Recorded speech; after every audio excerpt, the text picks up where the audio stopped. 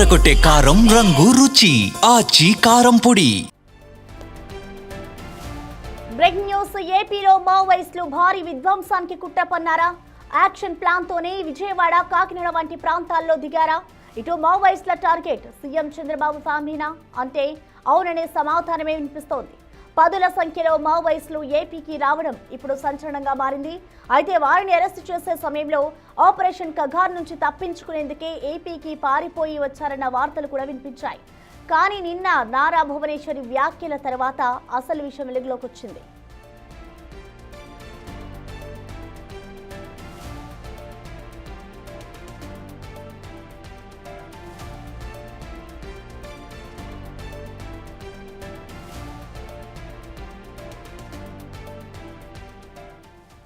కుప్పం పర్యటనలో భాగంగా సీఎం చంద్రబాబు సతీమణి నారా భువనేశ్వరి సంచలన వ్యాఖ్యలు చేశారు. తమ కుటుంబానికి ప్రాణహాని ఉందంటూ వ్యాఖ్యానించడం చర్చనీయాంశంగా మారింది. తన ఫ్యామిలీకి బెదిరింపులు వస్తున్నాయని, తీవ్రమైన ముప్పు ఎదుర్కొంటోందని చెప్పారు. అయినా తాము ఈ బెదిరింపులను, ముప్పును లెక్క చేయకుండా రాష్ట్ర అభివృద్ధి కోసం పనిచేస్తున్నామని భువనేశ్వరి వ్యాఖ్యానించడం హాట్ టాపిక్ గా మారింది.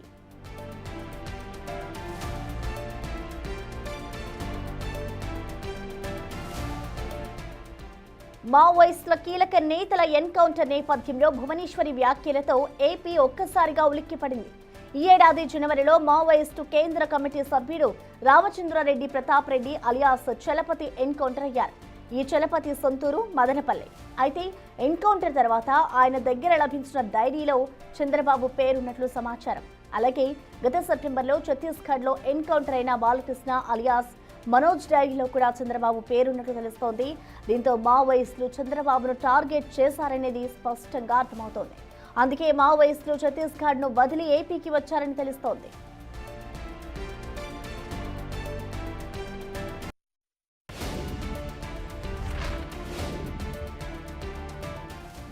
అటు పోలీసులు సైతం 28 మంది మావోయిస్టులకు సంబంధించిన ఎఫ్ఐఆర్లో కీలక విషయాలు ప్రస్తావించారు.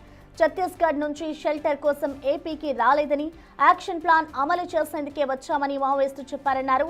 ఛత్తీస్గఢ్లో వరుస ఎన్కౌంటర్లు, అరెస్టులు, లొంగుబాటు కార్యక్రమాలతో ఏపీలో యాక్షన్ ప్లాన్ అమలు చేయాలనుకున్నామని అన్నారు. మొత్తం 28 మంది మావోయిస్టులు విచారణలో ఇదే విషయాన్ని చెప్పారు. ఈ క్రమంలో నారా భువనేశ్వరి వ్యాఖ్యలు, ఎఫ్ఐఆర్లో పోలీసులు వెల్లడించిన విషయాలను గమనిస్తే ఏకంగా ముఖ్యమంత్రి ఫ్యామిలీని మావోయిస్టులు టార్గెట్ చేశారన్నది ఇక్కడ స్పష్టంగా అర్థమవుతోంది.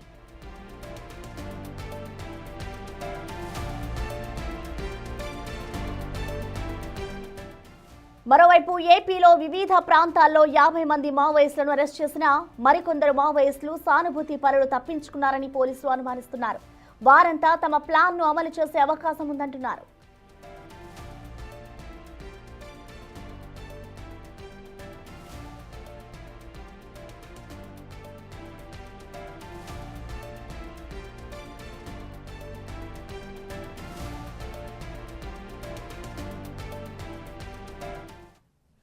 ఇక దీనిపై పూర్తి డీటెయిల్స్ ని విజయవాడ నుంచి మా ప్రతినిధి నరసింహ అందిస్తారు. నరసింహ, మనం చూస్తున్నాం ఇటు నారా భువనేశ్వరి తన ఫ్యామిలీకి థ్రెట్ ఉంది అంటూ కూడా వ్యాఖ్యానిస్తున్నారు. మరొక వైపు చూసుకుని ఇటు మావోయిస్టులు కూడా విజయవాడలోనే సంచరిస్తున్నారు. సో ఆవిడ చేసిన వ్యాఖ్యల్ని ఎలా చూడాలంటారు?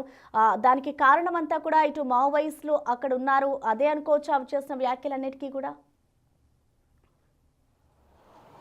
సీఎం చంద్రబాబు సతీమణి నారా భువనేశ్వరి చేసినటువంటి వ్యాఖ్యలు రాజకీయంగా సంచలనంగా మారాయి. తమ కుటుంబానికి హాని ఉందంటూనే ఇప్పటికీ బెదిరింపులు దిగుతున్నారంటూ కూడా ఆమె చేసినటువంటి వ్యాఖ్యలు అటు చర్చనీయాంశంగాను అటు తెలుగు రాష్ట్రాల్లో ఒక హాట్ టాపిక్గా మారిందని చెప్పొచ్చు. ప్రస్తుతం మావోయిస్టుల అంశం ఆమె చేసినటువంటి వ్యాఖ్యలపై మావోయిస్టుల అంశం తెరపైకి వచ్చింది. ప్రధానంగా మావోయిస్టుల పాత్ర ఇందులో ఏ విధంగా ఉండేది కదా ఒక ప్రశ్నలు అయితే తలెత్తుతున్నటువంటి పరిస్థితి. ఎందుకంటే అలిపిరి అటు తిరుమల దర్శనానికి చంద్రబాబు వెళ్తున్న క్రమంలో అలిపిరి వద్ద బాంబ్ బ్లాస్ట్ చేయారు. అక్కడ తీవ్ర గాయాల పాలై ప్రాణాలతో బయటపడినటువంటి అంశం కూడా చూడొచ్చు. ప్రస్తుతం ఏదైతే మావోయిస్టులు అటు ఛత్తీస్గఢ్ నుంచి మావోయిస్టులు దాదాపు 50 మంది పైగా అటు ఏపీకి రావడం, ఏపీలోని అటు విజయవాడ దాంతోపాటు కృష్ణా జిల్లాతో పాటు అమలాపురం, ఏలూరు, కాకినాడలో షెల్టర్లు ఏర్పాటు చేసుకోవడం క్రమంలో కూడా వాళ్ళ దగ్గర ఆయుధాలు కూడా కలిగి ఉండడం కూడా ప్రస్తుతం వారిని ఇప్పటి వరకు 50 మందిని అరెస్ట్ కూడా చేసినటువంటి అంశం. ఇప్పుడు 13 మందిని అటు ఎన్కౌంటర్ కూడా చేసిన నేపథ్యంలో ప్రస్తుతం ఆ కోణంలో ఏమైనా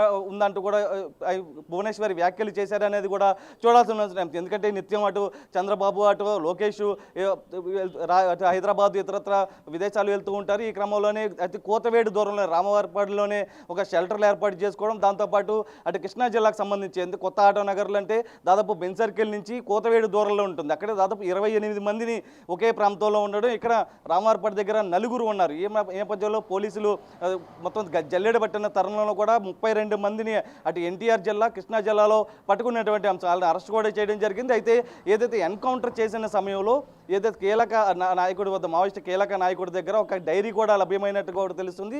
ఆ డైరీలో చంద్రబాబు పేరున్నట్లు కూడా బయటకు వస్తున్నటువంటి అంశం. దాంతోపాటు ఏదైతే గతంలో జరిగినటువంటి ఎన్కౌంటర్ సమయంలో కూడా ఒక కేంద్ర కీలక నేత వద్ద కూడా ఒక డైరీ లభ్యమైంది. ఆ డైరీలో కూడా చంద్రబాబు పేరున్నట్లు కూడా చెప్తుంది. అయితే ప్రస్తుతం భువనేశ్వరి చేసినటువంటి వ్యాఖ్యల నేపథ్యంలో ఆ కోణంలోనే మావోయిస్టుల థ్రెట్ ఉన్న నేపథ్యంలోనే మావోయిస్టులు సంచరిస్తున్నారు ఏపీకి వచ్చేది కాబట్టి మిగిలిన దాదాపు, ఎందుకంటే పోలీసులు ఒకవైపు చెప్తున్నారు 15 మంది ఇప్పటికే మావోయిస్టులు మిస్ అయ్యారు, వారి కోసం జల్లెడ పడుతున్నాం, దాంట్లో కీలక నేతలు కూడా ఉన్నారని చెప్తున్న నేపథ్యంలో ఏదైతే ఒక డైరీ కూడా లభ్యమైన నేపథ్యంలో చంద్రబాబు పేరున్న నేపథ్యంలో ఈ అంశమే భువనేశ్వరి ప్రస్తావించారు అనేది చూడాల్సిన అంశం. మరొక వైపు ఏదైతే వైసీపీకి సంబంధించి గతంలో ఆమె గత ప్రభుత్వం గురించి, పాలన గురించి మాట్లాడినట్టునే ఆమె ఏదైతే చంద్రబాబుని ఏ రకమైనటువంటి ఇబ్బంది పెట్టారు, నిర్బంధించారు, అరెస్ట్ చేయించారు, ఇలా ప్రతిదీ కూడా ఆమె చెప్పుకొచ్చినటువంటి అంశం. అయితే ఆ సమయంలో తెలుగు రాష్ట్రాల్లో ఉన్నటువంటి, దాంతోపాటు ప్రపంచంలో ఉన్నటువంటి తెలుగు ప్రజలంతా కూడా తమ కుటుంబానికి అండగా నిలిచారు. ప్రస్తుతం రాష్ట్రాభివృద్ధి లక్ష్యంగా కూడా ప్రస్తుతం జరుగుతుంది కాబట్టి మరొకవైపు ఏదైతే వైసీపీ సోషల్ మీడియాకి సంబంధించి కూడా